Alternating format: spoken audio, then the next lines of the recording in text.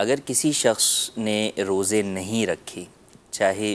کسی شرعی عذر کی وجہ سے روزے نہیں رکھ سکا کہ بیمار تھا اس لیے روزے نہیں رکھے، یا خواتین جو ہے وہ ناپاکی کے ایام میں تھیں کہ روزے ان کو رکھنے کی اجازت نہیں تھی، تو ایسے افراد اپنے ان روزوں کی بعد میں قضا کریں گے، ان کو فدیہ دینے کی اجازت نہیں ہے۔ یاد رہے کہ فدیہ صرف شیخ فانی کے لیے ہے، یعنی ایسا شخص جو بڑھاپے کی وجہ سے روزہ رکھنے سے عاجز ہو جائے،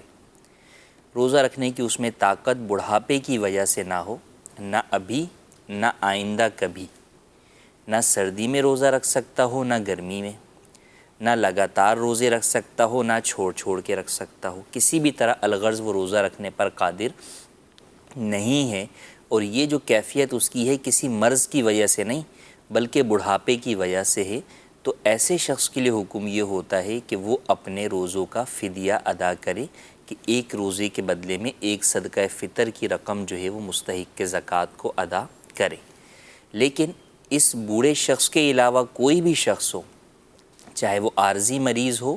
چاہے دائمی مریض ہو، اگر وہ بوڑھا نہیں ہے، شیخ فانی نہیں ہے، تو اس صورت میں اس کے جتنے بھی روزے مرض کی وجہ سے چھوٹ گئے یا چھوٹ رہے ہیں تو اسے ان کا فدیہ دینے کی اجازت نہیں ہے، بلکہ جب بھی وہ صحت یاب ہوگا تو وہ اپنے ان روزوں کی قضا کرے گا۔ خدا نخواستہ اگر وہ صحت یاب نہیں ہوتا اور بڑھاپے سے پہلے ہی موت کے قریب پہنچ جاتا ہے تو اب اس پر لازم ہوگا کہ اپنے ان روزوں کے فدیے کی وصیت کرے، جو کہ ورثاء پہ لازم ہوگا کہ تہائی مال سے اس کی اس وصیت کو پورا کرے۔ اور اگر وہ اپنے اسی مرض کے اندر بڑھاپے کو پہنچ جاتا ہے اور اب بڑھاپے کی وجہ سے وہ روزے رکھنے پر قادر نہیں ہوتا،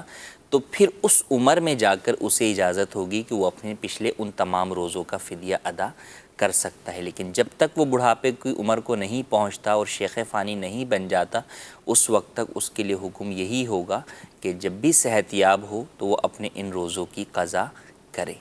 یوں ہی اگر کوئی شخص جو کہ بوڑھا تھا، شیخ فانی تھا، اور اس نے یہ اندازہ لگایا کہ میں اب جو ہے بڑھاپے کی وجہ سے روزے رکھنے پر قادر نہیں ہوں، اور اس نے فدیہ ادا کر دیا،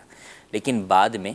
وہ روزہ رکھنے پر قادر ہو گیا، اس میں اتنی قوت اور طاقت آ گئی، تو اس صورت میں اس کا پچھلا جو ادا کیا جانے والا فدیہ تھا وہ نفل ہو جائے گا، اور اس پر لازم ہوگا اپنے ان پچھلے روزوں کی قضا